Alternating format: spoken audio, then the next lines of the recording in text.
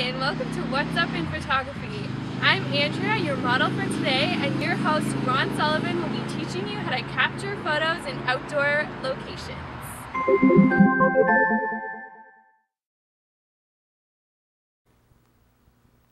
Hi, it's Ron from What's Up in Photography. Welcome to our first video. I hope you're going to enjoy it, and hopefully we'll have a lot more coming down the path. Today's video is about discussing shade versus direct sun. It's going to be an outdoor photo session, so I'm going to explain the differences of what I like as a photographer. Looking for the light, basically trying to find the right spot to get the right light.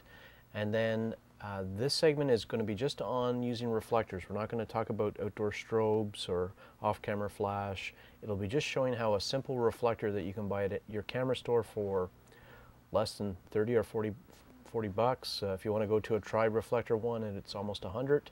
But how to keep it simple, how to photograph the session on by yourself without an assistant, and hope you enjoy it.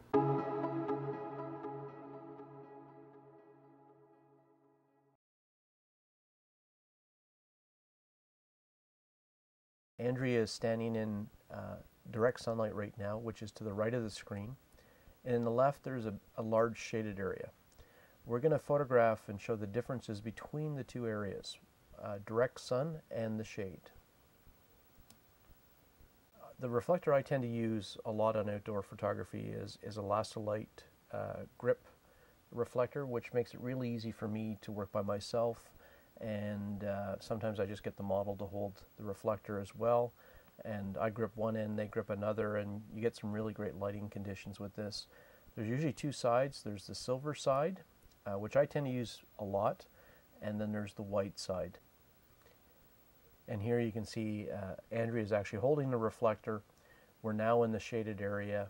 She's holding it, and the idea is to kick up enough light from that reflector into her face and take out all the shadows that might exist. You can see as a result of using the reflector, this photo is pretty well right out of camera. I sharpened it a bit just for the purpose of the video, but you can actually see the nice skin tones, and the light is that's above us. We're still in shadow, so there's no direct sunlight, hitting her hair and causing flares and stuff like that. It's a really nice portrait that a lot of clients would love to have, either of themselves or friends and family.